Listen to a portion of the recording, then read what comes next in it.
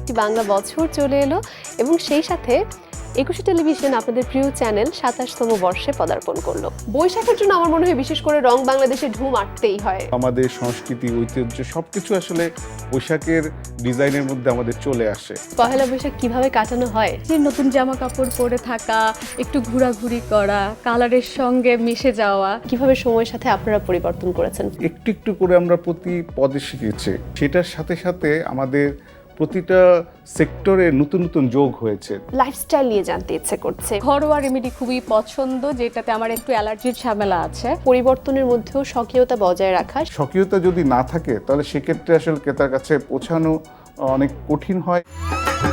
বিশেষ অনুষ্ঠান স্যান্ডেলিনা রূপলাবণ্য, প্রযোজনা মুনতাসির বিপন। দেখবেন ৩রা বৈশাখ রাত ৮টায়। উৎসবের আয়োজনে থাকুন ২১-এর সাথে।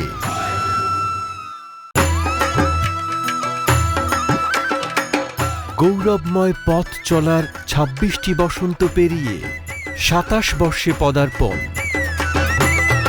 প্রতিষ্ঠা বার্ষিকী ও বর্ষবরণ উপলক্ষে ৩ দিনব্যাপী ২১-এর বর্ণাঢ্য আয়োজন।